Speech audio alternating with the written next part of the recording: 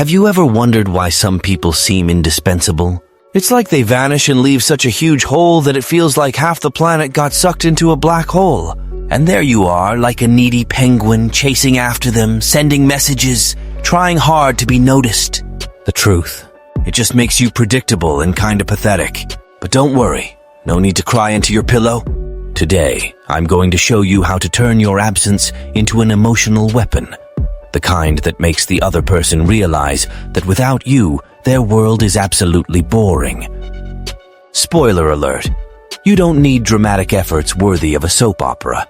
Just a bit of brain power and what they call emotional intelligence, or as I prefer, a little common sense. Because when you master silence, my friend, you don't just win the game, you own the board. Before we dive in, a quick message. This video is here because someone had the decency to like, subscribe, and feed YouTube's hungry algorithm. And now it's your turn. Do your part, don't be a digital parasite. Like, subscribe, and drop a thanks in the comments. Not for me, but for the algorithm. It's the real boss deciding whether this content will save more lost souls. Now, enough with the small talk. Let's get to the good stuff. Most people ruin everything by always being available. You don't realize it, but most people mess things up by always being available, ready to respond, cater, and of course give in. Sounds like a fairy tale, right? But in real life, that's asking to be discarded. When something is too easy to get, you know what happens? It loses its value. Simple as that. Think about it. Remember that exclusive concert ticket or that rare item you wanted in a game? It felt more special because it was hard to get, right? The human brain works like that, my friend. It's all about scarcity is precious. The less accessible you are, the more the other person notices the gap you leave. And before you start complaining that this is some cheap trick, let me open your eyes. It's not manipulation, it's valuing yourself. It's not about tricking anyone. It's about giving the other person the privilege of feeling the impact of your absence. Because yes, you are a privilege. Apply this to relationships. If you're always there, bombarding the person with messages, calls, and begging for attention, tell me, what incentive do they have to remember you? None. You've become a shelf item, predictable, disposable. What's the guarantee? You get ignored. Knowing how to disappear, with class and strategy, of course, creates what we call reflection space. It's in that void that the other person starts wondering, why isn't he responding? What's he up to? And that's when nostalgia kicks in. And nostalgia, my friend, is the gateway to deeper relationships. Ready to learn the art of disappearing the right way? Then hold tight, because the first tactic is coming up next. Tactic 1, cut off contact immediately. Time to stop being the doormat 24/7 and change the game. The first step to making someone miss you is to cut off contact right away. Yeah, it sounds drastic. Yeah, it seems a bit crazy. But you know what else sounds crazy? Being efficient. Because spoiler, no one misses what's always available, like free Wi-Fi. How to do this without looking like a complete idiot? First, analyze your mediocre performance so far. Do you respond to messages in seconds? Do you send good morning and good night religiously? Do you keep asking about their day like you're their personal weather report? Congrats, you've become their cuckoo clock. Predictable, boring, dispensable. Now, the mission, break that pathetic cycle. Slow down. When they send you a message, resist the temptation to reply instantly, like you're their customer service. Wait an hour, 2, or even until the next day. Show them your life is so exciting you barely have time to check your phone, even if you're binge-watching Netflix. Stop being the conversation master. No more starting chats on impulse. The world won't end if you don't send that, "Hey, how's it going?" Let them feel the discomfort of silence. But won't I seem rude? Only if you're amateurish. When you do respond, do it with class and brevity. "Hey, I was sorting some stuff out, but how are you?" There you go, you're showing that you have a life full of amazing commitments, even if sorting stuff out is just organizing your sock drawer. And if they hit you with the classic, "Why have you been MIA?" don't spill your heart or go into apology mode. The answer should be light and mysterious. "Oh, just been busy with some things around here." Nothing major, just handling life. They don't need to know that handling life meant playing video games or eating popcorn watching reality shows. Most important, cutting off contact isn't eternal exile. It's about creating strategic pauses, spaces they'll fill with thoughts like, "Why isn't he talking to me?" And guess what? The more they think about you, the more the ground is set for them to realize that your attention is a privilege, not a right. Tactic 2, drop indirect life signals. All right, now that you've learned the art of disappearing like an emotional ninja, let's move to the next level. Showing up without really showing up. The trick here is simple. Leave your presence in the air, like that lingering perfume in a room after you've left.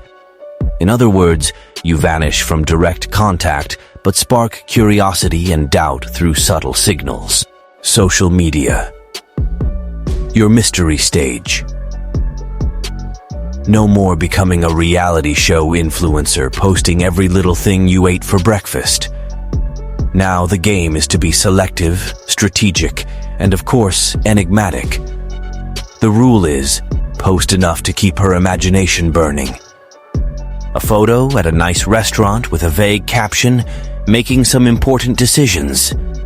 Translation, who could I be with? A shot of an amazing place with a generic description. Around here. Translation, what's he up to there? An interesting song on your story. No context, just because. These little moves create a loop of thoughts in her head. Who is he with? What is he doing? Why didn't he say anything? Show you're living your best life. Without rubbing it in, of course. The goal isn't to come off as arrogant, but to imply that you're so well that you didn't even notice her absence, even if there was some internal drama. A photo of you having coffee at a cool spot. A post about an interesting book you're reading, like, "This one changed how I see things." A post-workout story with that just conquered the world vibe. Each of these actions whispers, "Look, my life goes on. And it's awesome, thanks." The power of mystery. Less is more. You're not here to hand over all your cards. Every post, every move on social media needs to be calculated to leave gaps. People love filling in the blanks, and usually with ideas that favor you. Dinner? Don't tag anyone. Leave the doubt hanging. Trip. A landscape photo with no context. No explanations or silly hashtags. This lack of details will make her waste time thinking about you while you're, sleeping. Bragging? No, thanks. Be careful not to overdo it. You don't need to post every 5 minutes that you're living it up. If it looks forced or like you're trying too hard to get attention, it backfires. The key here is naturalness. Less peacocking, more elegance. Create emotional impact. Without apparent effort, when she sees you're out there, somewhere, but not giving her the slightest attention directly, guess what happens? She starts freaking out. It's the classic. Why is he so distant? Is he seeing someone else? These questions not only create nostalgia, but also put you back at the center of her mind, where you should have been from the start. The secret to success here is balance. Don't disappear completely, but don't become that annoying person who's always on everyone's feed either. Show up just enough to leave a mark, then vanish into your mysterious absence. And of course, don't think it's over. In the next step, I'll teach you how to master the art of waiting for her to come to you, and how to keep control when that happens. Stay tuned. Tired of being the official doormat? The one who accepts crumbs and still thanks on your knees while getting booted to the sidelines? So, congratulations on your late enlightenment, but better late than never, right? It's time to wake up, put an end to this nonsense, and turn the tables once and for all. Want to be a respected man? Start now. Head over to the description and grab the digital book I left for you. It's not about memorizing catchphrases or becoming a self-help guru. It's about learning to be a real challenge. That guy no one dares to mess with because, guess what? He doesn't accept disrespect for free. Enough with lowering your head, playing the disposable useless role. Read it, apply it, and learn how to put any woman in her place. No pity, no fear, and most importantly, without losing yourself in the process. If you want respect, stop begging for it and start acting like someone who deserves it. Because in the end, either you learn to value yourself or you stay on the ground, waiting for the next kick. The choice is yours. Tactic 3. Wait for her to break the silence. You've already done the heavy lifting, cut off contact, left a strategic trail of mystery, and now the ball is in her court. And guess what? It's only a matter of time before she can't take it anymore and sends that message. But this is where many mess things up. Why? Because they respond like they're desperately waiting, handing back all the control on a silver platter. But you're not that guy anymore, right? Right. The impact of silence. An emotional time bomb. So far, your strategic silence has been a masterstroke. You've left her curious, insecure, maybe even a bit annoyed. Perfect. Absence creates nostalgia, and the indirect signals plant a doubt that grows over time. When she finally can't take it and sends that message, you've already won half the game. How to react to her message. No anxiety, just control. Here, the key word is balance. You're not going to jump for joy or dump ridiculous justifications. You'll respond with the calmness of someone busy living their best life. If she sends a "Hey, long time no see," "Hey, you're right, I've been a bit busy, how are you?" Short, polite, but don't drop to your knees thanking her for the message. If she comes in with something more direct, like, "Why haven't you been talking to me?" "Oh, I was just focused on some things." Nothing major, just handling some stuff. The key here is to keep the response brief and neutral, without seeming like you've been rehearsing this moment for days. Avoid emotional traps. Some messages might come loaded with drama or provocation. It's the classic emotional test. Examples. "Did you forget about me, huh? So now you just disappear without a word?" The fatal mistake would be to over-justify yourself or get defensive. Instead, keep the tone light and unburdened. "Forget about you? Never. Just been busy." "Not at all, but tell me, how have you been?" See the trick? You acknowledge, but redirect the focus to her. Because in the end, the conversation should follow your pace.